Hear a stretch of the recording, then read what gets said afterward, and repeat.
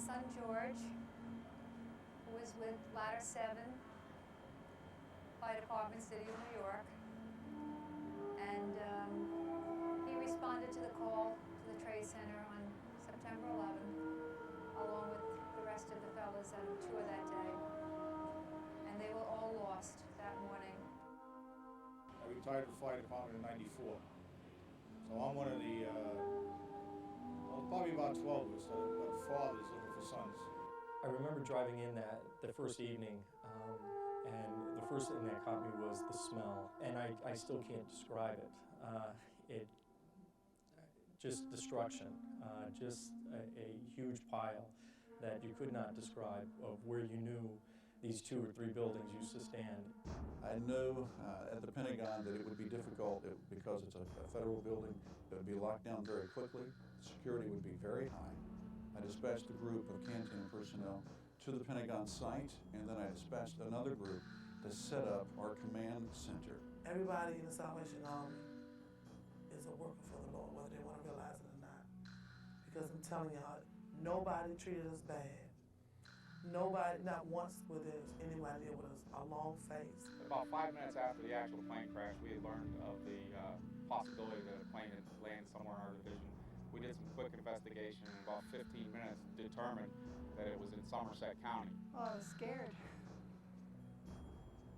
Scared for my country and scared for having a job that I didn't know I was able to do. We were only at the site a little over 2 weeks in Shanksville, but we've been serving people as an indirect result of that crash for all these months, and we will continue to do that. We still feel that there's work to do. 9/11 is not over. We will continue to serve people. We will continue to help people.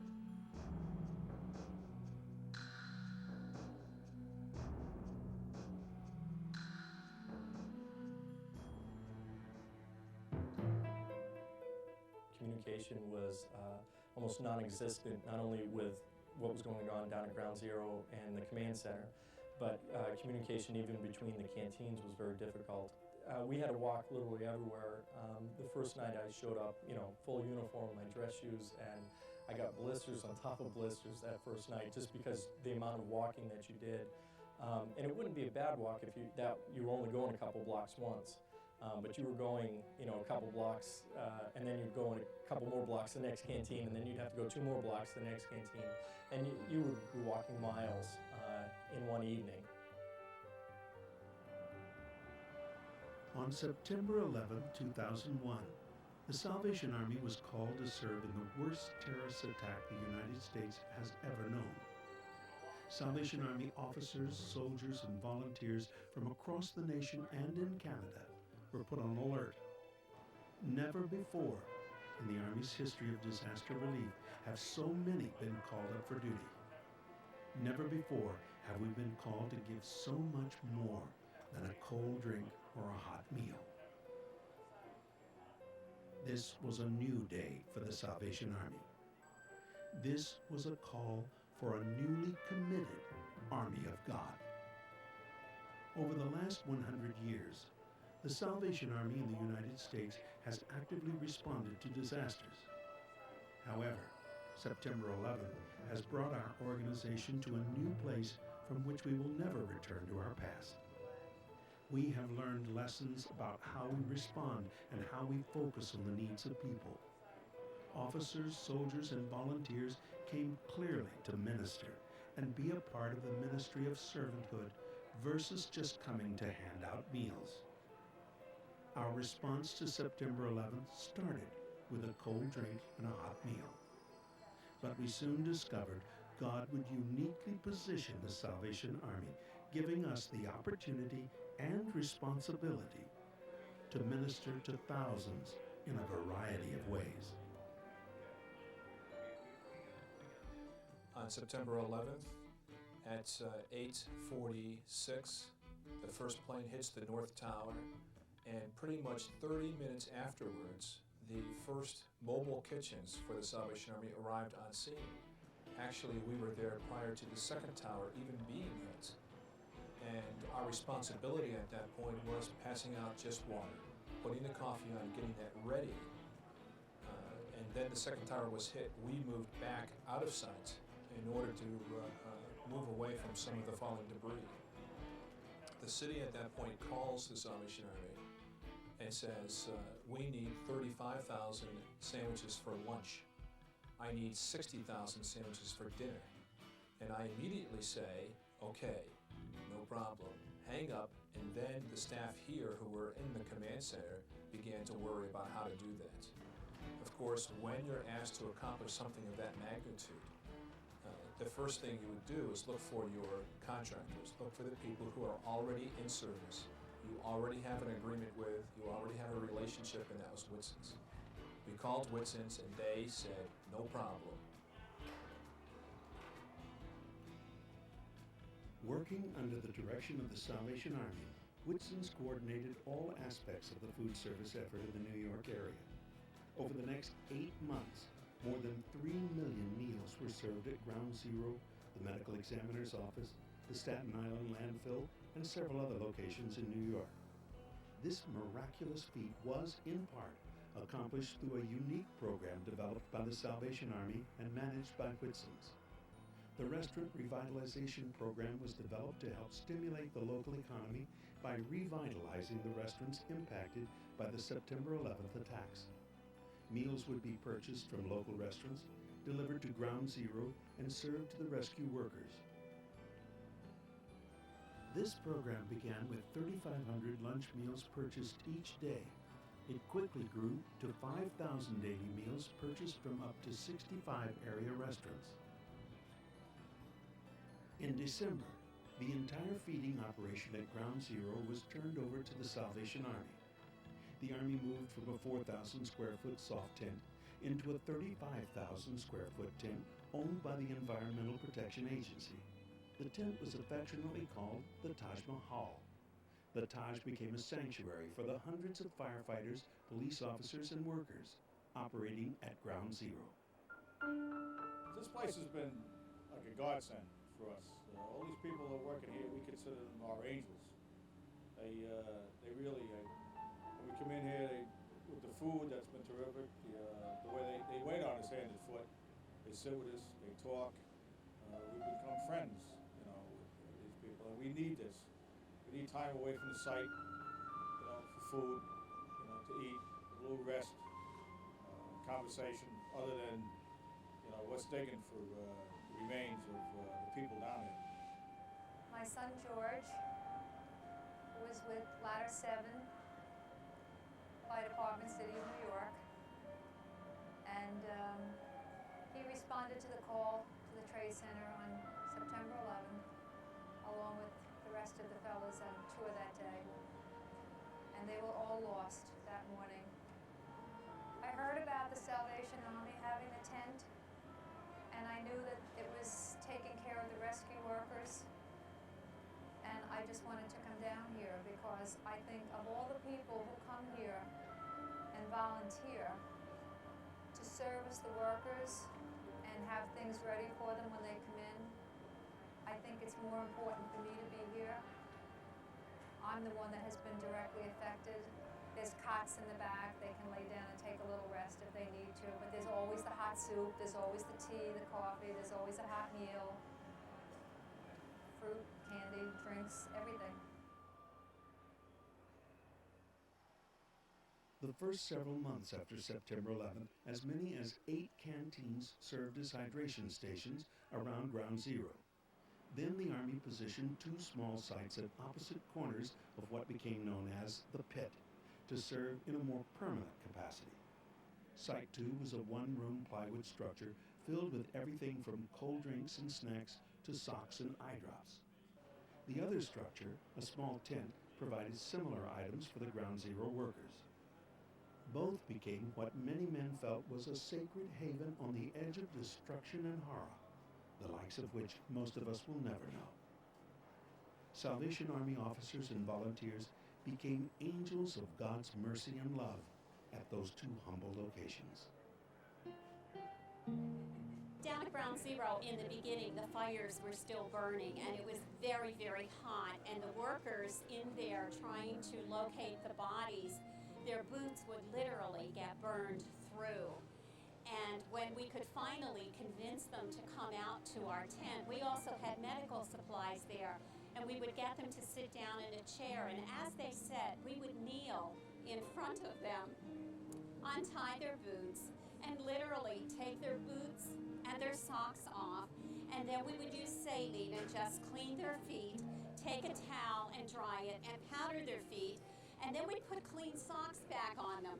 And as we did that, we would massage their feet, and as we massage, then all of their feelings, everything they were seeing, everything they were dealing with would come out. Then we'd put their boots back on and send them back into the fray, wishing that there was more that we could do for them.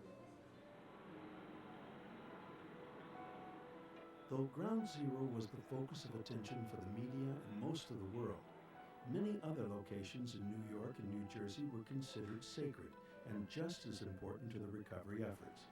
And the Salvation Army ministry of servanthood was just as evident around the clock. Well, originally we made a call making a request to have some support because we're working 24 hours a day in very intense speed, and we needed somebody here to feed and keep us sane. And within a very short time, the Salvation Army responded, and we're here.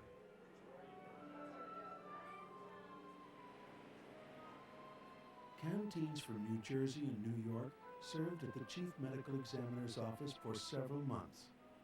It became evident very quickly that this site, too, would require a more permanent presence by the Salvation Army. So a section of sidewalk along the back wall of NYU's Medical Center became the site for the Army's wooden structure housing a full kitchen and dining area. FBI agents, medical and dental examiners, law enforcement officials, and family members found refuge at Sal's Cafe from the wind, rain, and cold, as well as from the tedious, sorrowful task of body identification. The Salvation Army played a vital role in the recovery of the remains from Ground Zero by providing American flags that were draped over each of the fallen victims as they were carried out. And once an identification was made at the medical examiner's office, Salvation Army officers and volunteers helped give dignity and sacredness to the ceremony releasing the remains to family members. Another sacred place where the Salvation Army's presence was felt was at the Staten Island landfill. Barges pulled up hour after hour, filled with thousands of tons of debris from Ground Zero, to be meticulously sifted through one last time by hand. Here, Salvation Army officers and volunteers realized very quickly that theirs was a ministry involving more than a meal. Well, I've learned from this experience that sometimes we all need help and that we really are a brotherhood, which is something I've really noticed out here, and that right now we're on hallowed ground, and it's an honor to serve. The success of the Salvation Army's ministry and service during the 9/11 crisis was partly due to the recent partnership formed with the Southern Baptist Convention's North American Mission Board. This organization sent hundreds of volunteers to New York and Washington, D.C. The Southern Baptist Convention has a long disaster relief track record, and the 911 service they provided the Salvation Army is a testimony of how two faith-based organizations can come together as servants of Christ to minister to both the hurt and grief-stricken, as well as the relief and rescue workers of a disaster. A lot of times you'll be in the feeding room and you'll see them with their heads down, and one day I sat down and I popped my Pepsi and that woke him up, and he lifted his head and his eyes were ringed with red because he'd been crying. And he just said it's been tough, and so we were able to start talking and sharing. We're here more to listen than we are to talk, just here to help the guys, however that is. While these main locations in New York City provided immediate help and comfort to the 911 workers, Pier 94 and Family Assistance Centers in New York and New Jersey were busy offering more long-term help to family members and secondary victims through Salvation Army counseling and social service case management. The flow here in the center has been very consistent since October 1st.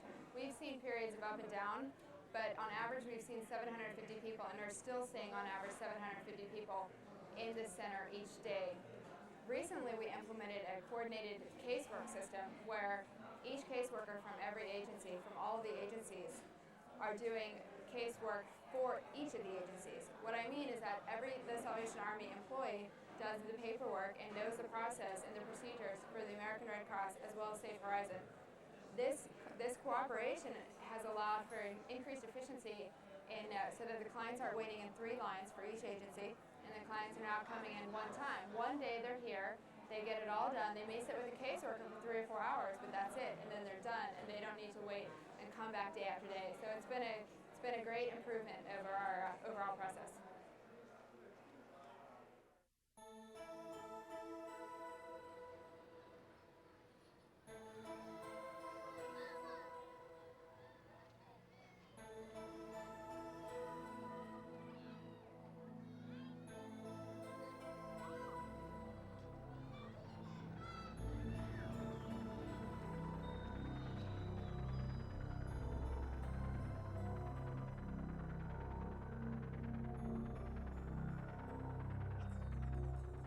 Well, within 2 hours of notification that the plane had hit the building, Salvation Army canteens from the National Capital area were here. The Department of Defense knew that they were going to be here for a long time, and they immediately asked us to bring more equipment and more manpower here. We are feeding at 5 different locations. We are not only here on site at the Pentagon, we're also at a center that the Department of Defense has set up for the families. My job was the Salvation Army liaison with the government officials as well as other nonprofit agencies that were delivering services there at the Pentagon. What will happen is that the FBI will change security protocols 3 or 4 times a day. So as we were trying to get goods there in order to service the rescue workers, there were times that we could take a truck, there were times that we could not, there were times that we could go down one street and not another. And it was my job to find out when, where, and what we could do in order to deliver those services. Our key role at the Pentagon that was assigned to us by the Pentagon is that the Salvation Army was responsible for 2 major pieces of that overall response program. The first was that we were responsible for setting up what is known as Camp Unity. That's the support camp to support all of the 6,000, almost 7,000 volunteers and military who responded to give direct assistance at the Pentagon. The second part was that we were also responsible for all food preparation at the Pentagon.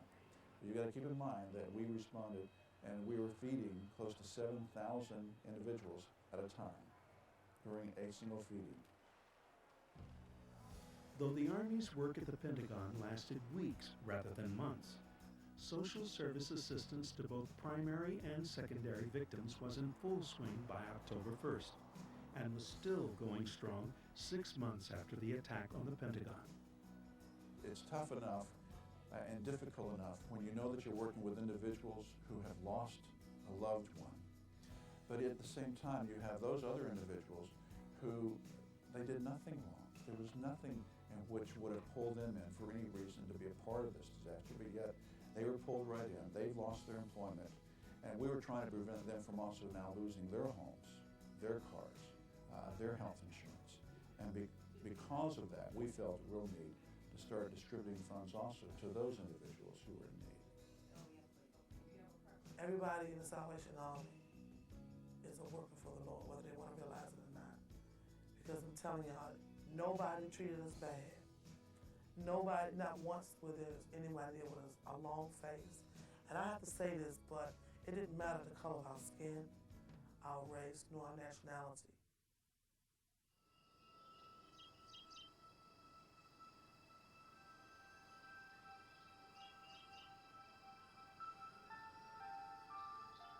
When we thought the horror was finally over, that the last plane had hit its target and the last Salvation Army canteen had been called into service, a quiet field in western Pennsylvania abruptly became a symbol of the heroism and goodness of mankind that transformed September 11th into more than a day of fear and terror. We immediately deployed 3 of the canteens from the division that were the closest, placed 2 others on standby, and probably within another half hour, 45 minutes, moved them in the direction of Shanksville as well. Well, I was scared.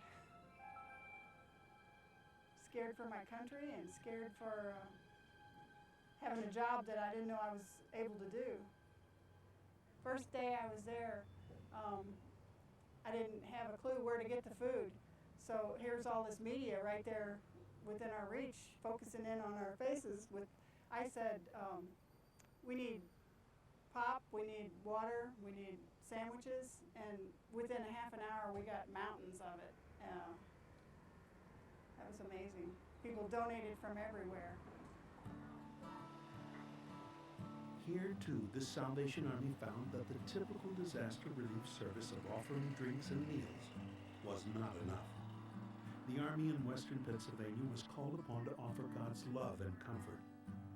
Bibles were given out to the rescue workers and family members, and Army workers found themselves counseling fellow agency workers. We had other emergency agency workers come to us and talk to our workers about their emotions and how they were feeling and why would something like this happen. And so the Salvation Army volunteers and officers were able to counsel them and give them encouragement and guidance as well. I think that their focus is on the well-being of others, and they sometimes tend to forget that they're part of it. And I think it's very important that they include themselves in the services that are provided, not just to give, as they always do, but to receive some of the benefits that the other folks can provide.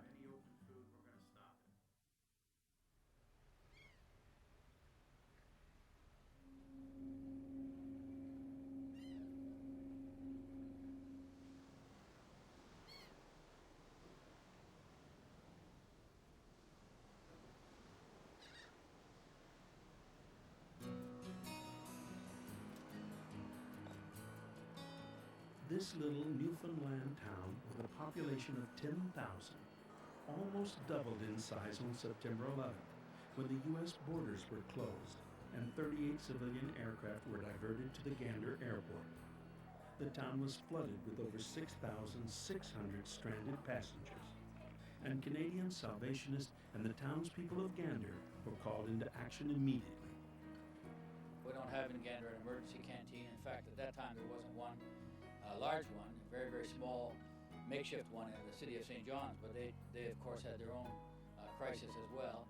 We didn't have any place or any vehicle to create and cook 3,000 meals.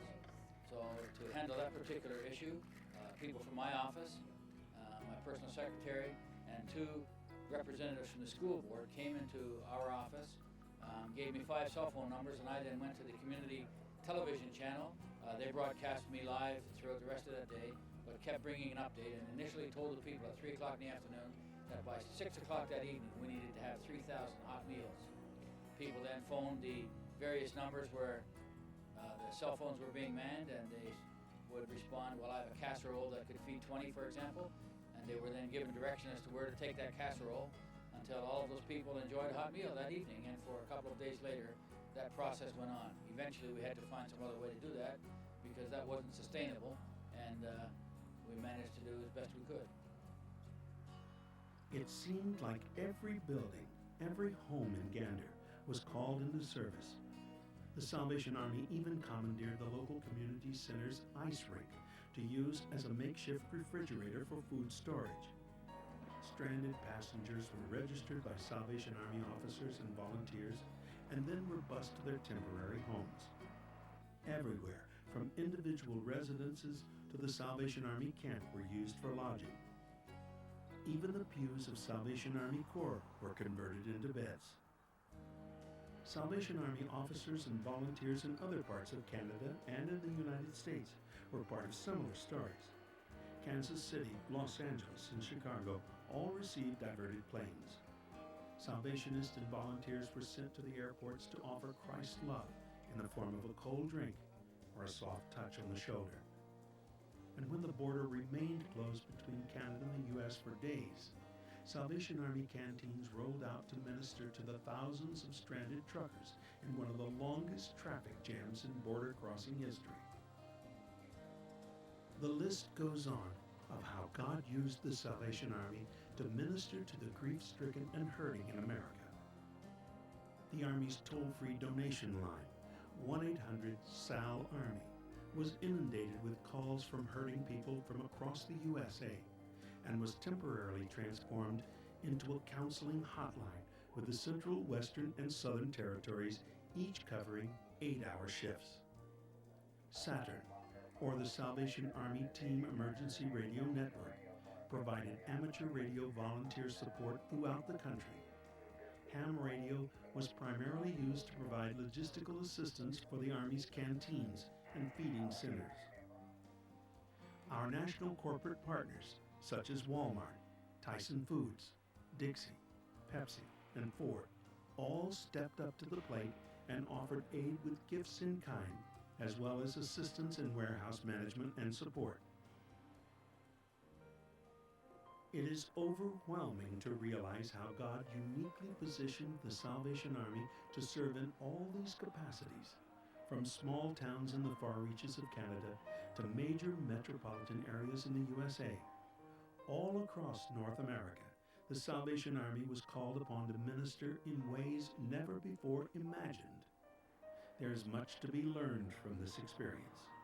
We must be accountable and build on these lessons.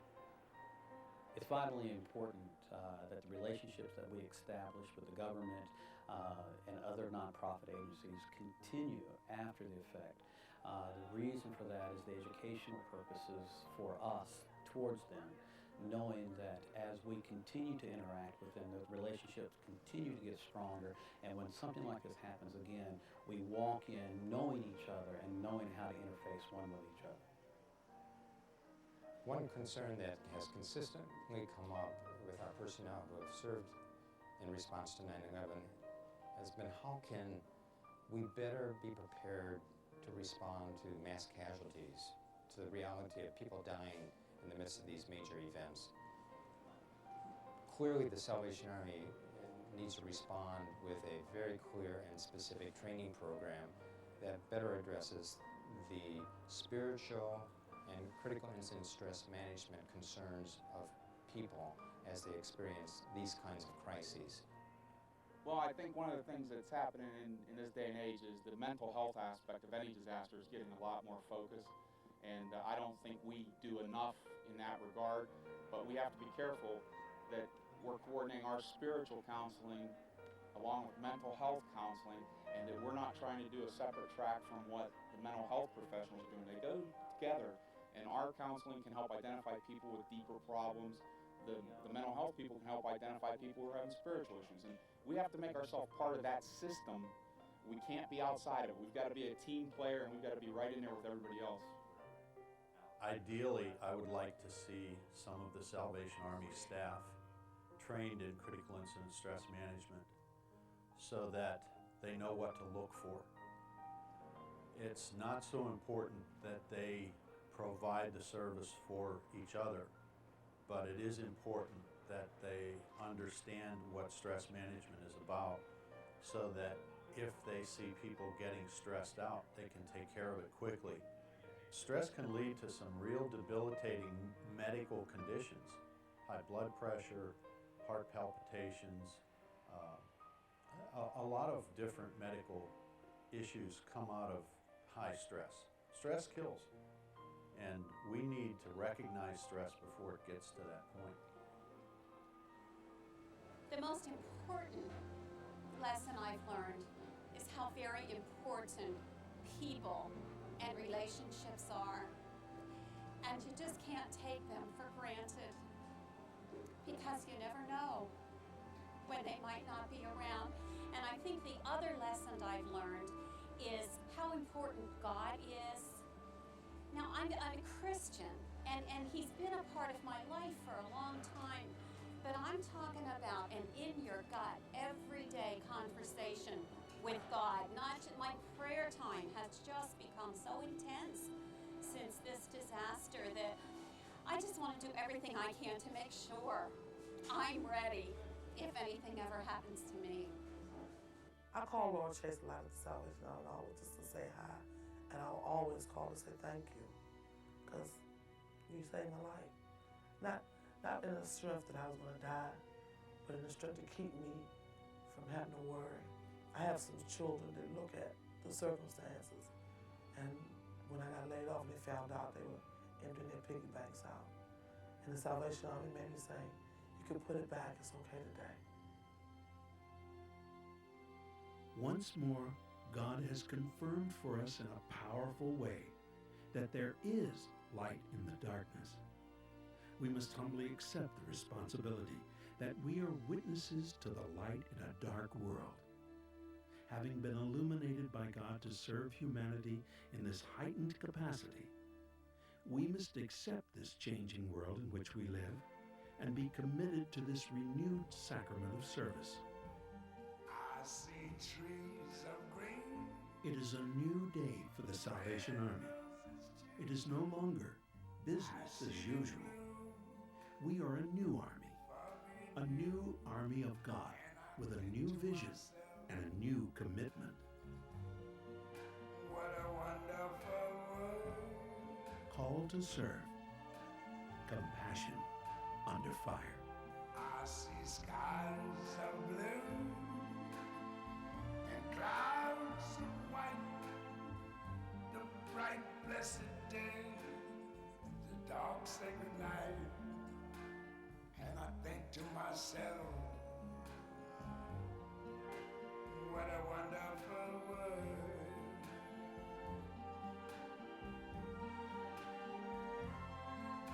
The colors of the rainbow, so pretty in the sky, are also on the faces